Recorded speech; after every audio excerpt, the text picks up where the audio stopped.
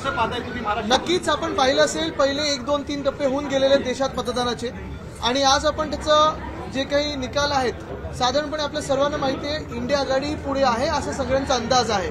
आपल्याच माध्यमातून मग काही पत्रकार मित्र असतील, काही सर्व्हे रिझल्ट्स असतील, ह्याच्यातून कळत आहे की इंडिया आघाडीचा परफॉर्मन्स खूप चांगला असणार आहे. महाराष्ट्र अग्रेसर राहणार या पूर्ण परिवर्तनाच्या वाऱ्यामध्ये, आणि महाराष्ट्रातून इंडिया आघाडीला, महाविकास आघाडीला जास्तीत जास्त यश मिळेल अशी अपेक्षा आहे. तसंच लडाख असेल, बिहार असेल, राजस्थान असेल, उत्तर प्रदेश असेल, इथे देखील इंडिया आघाडीला चांगली मतं मिळतील आणि सीट्स मिळतील अशी अपेक्षा आहे. आज खास मावळमध्ये संजोग वगैरे यांच्या प्रचारार्थ तुम्ही आलेला आहात, कसं पाहताय? समोरच्या उमेदवाराला काय आव्हान करायला, नागरिकांना काय? भावी खासदारांना आज भेटायला आलो आणि जनतेचे आशीर्वाद घ्यायला आलेलो आहे. कारण एक महत्वाचं आपण पाहिलं असेल, आधी पण आम्ही इथे अनेकदा आलेलो आहोत. मागच्या महिन्यात मला वाटतं निवडणूक सुरू होण्याच्या आधी 6च्या 6 मतदारसंघांमध्ये आमच्या कार्यकर्त्यांच्या बैठकी होत्या, मेळावे होते, आणि जणू काही सभा असतील असंच त्याला रूप होतं.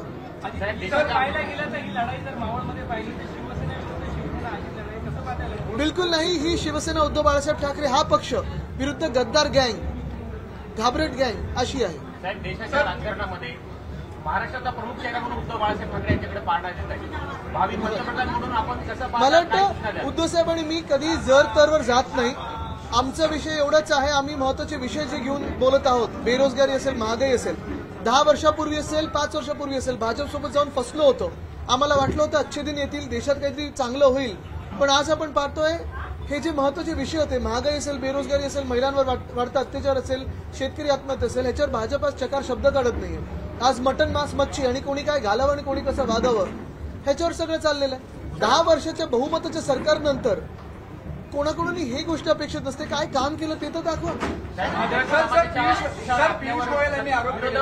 एक मिनिट हे करून इथे गुजराती समाजाच्यावरून विरोधक आपल्यावरून बरेचसे प्रश्न उद्भवत आहेत. गुजराती समाजाचा मतदान विभागला जाईल असं वाटतं? बघा, जे महाराष्ट्र हिताचे असतील, कुठच्याही भाषा बोलणारे असतील, कुठच्याही धर्माचे असतील, कुठच्याही जातीचे असतील, ज्यांना संविधानाचं रक्षण करायचे, ज्यांना लोकशाहीचं रक्षण करायचे, ते महाविकास आघाडीसाठी मतदान करतील. पियुष गोयल यांनी सगळे आरोप केले की उद्धव ठाकरे ही यू टीम आहे, आणि काय यू टीम आहे बीजेपीची, आणि उद्धव ठाकरे असेल, सुळे असतील किंवा संजय राऊत असले काँग्रेसमध्ये जातील. नशीब त्यांना आज महाराष्ट्र आठवलं आणि महाराष्ट्रातलं राजकारण आठवलं. पियुष गोयल साहेब गेले 10 वर्ष केंद्रीय मंत्रिमंडळात मंत्री आहेत. मला तुम्ही एकदा कुठचा तरी असा इन्स्टन्स सांगा, एकदा अशी गोष्ट सांगा ज्यांनी कधी त्यांनी महाराष्ट्र हिताची गोष्ट केली. त्यांच्याकडे अर्थ खातं होतं, कॉमर्सचं खातं होतं, रेल्वेचं खातं होतं. आज आपण पाहतोय मागच्या महिन्यात काही रेल्वे स्टेशनची नावं बदलली, पण परिस्थिती बदललेली नाहीये. मुख्य गोष्ट हीच आहे, कांजूरमार्गचा जो सॉल्ट पॅनचा त्यांनी घोळ घातला, नंतर आपण पाहिलं असेल आत्ताच्या काळात देखील गेल्या 10 वर्षांमध्ये आणि आत्ता पण महाराष्ट्र हिताचं कधी बोलले नाहीत, आणि आज त्यांच्याच मतदारसंघात अशी परिस्थिती आहे. त्यांना विचारतात लोक, अहो तुम्ही दुसरीकडे राहणारे कधी उत्तर मुंबईत आलात तरी का, आणि तुम्ही मुंबईत कधी राहता? दिल्लीत राहणारे आपण लोक, हवेत फिरणारे आपण लोक, आज आपण लोकलमधून प्रवास करत आहात, पण मुंबईच्या हिताचं कधी बोललात हे तर सांगा मला. आपल्याला आठवत असेल कोविडच्या काळात देखील आम्ही 23 मार्चला त्यांना सांगत होतो, मायग्रंट लेबरसाठी, मजदुरांसाठी तुम्ही रेल्वे सुरू करा.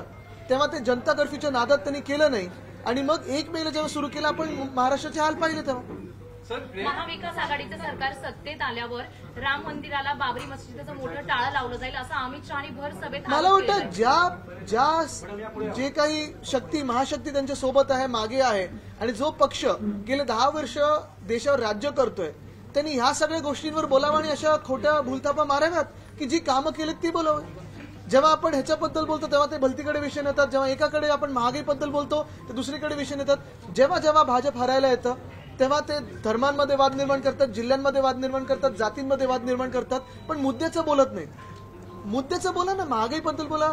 तुम्ही उगाचचं काहीतरी अफवा पसरवण्यापेक्षा हे अफवा पसरवण्याचं काम त्यांचं नाहीये, त्यांनी करूही नाही, आणि जर करत असतील तर त्या पदावर बसू शकत नाही. एक मिनिट मला वाटतं हे अत्यंत दुःखाची गोष्ट ही. आपण पाहिलं असेल, याचा विरोध आम्ही पण केला होता, पण नुसतं महानंद डेअरी नाही, गेल्या 2 वर्षामध्ये अनेक गोष्टी आपल्या राज्यातून तिथे पाठवलेल्या आहेत. गुजरातशी आमचा काही वाद नाही, पण जे धोरण आहे केंद्र सरकारचं किंवा भाजपाचं की जे काही चांगलं आहे ते महाराष्ट्रातून उचलून गुजरातला द्या, त्याला आमचा विरोध आहे. ह्याच मतदारसंघातून वेदांता फॉक्सकॉन हे उचलून त्यांनी गुजरातला नेलं. आपल्याला आठवत असेल साधारणपणे जून 2022 पर्यंत घटनाबाह्य मुख्यमंत्र्यांना पण वाटत होतं की वेदांता फॉक्सकॉन इथे येणार. त्यांनी वेदांत फॉक्सकॉनचा उल्लेख एखादा कॉन्ट्रॅक्टर असेल असा केला, कारण कॉन्ट्रॅक्टर्स त्यांच्या आजूबाजूचे जवळचे असतात. मुख्य गोष्ट ही आहे, जर महाविकास आघाडीचं सरकार असतं तर आपल्या तळेगावमध्ये आपण वेदांत फॉक्सकॉन आणलं असतं. दुर्दैव हे आहे, गुजरातला पाठवल्यानंतर हे वेदांत फॉक्सकॉनचा प्रकल्प आपल्या देशातूनच निघून गेला. आणि शेडकोचा असा डबल दुहेरी टँक घेतला जातोय.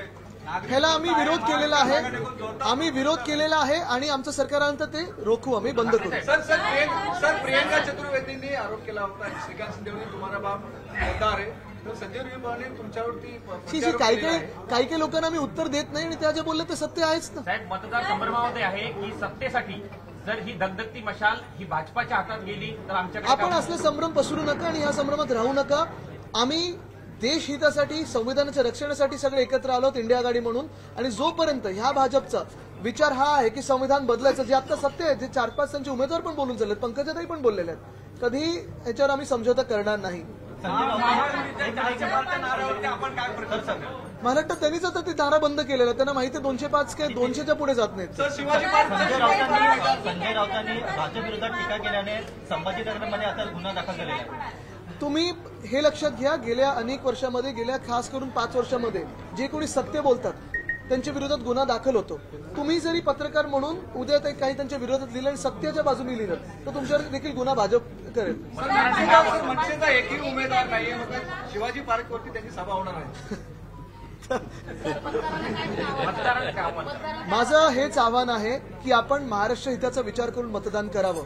आपण पाहिलं असेल, पहिल्या 3 टप्प्यामध्ये असंच झालेलं आहे, पुढच्या देखील 2 टप्प्यांमध्ये हे होणार आहे.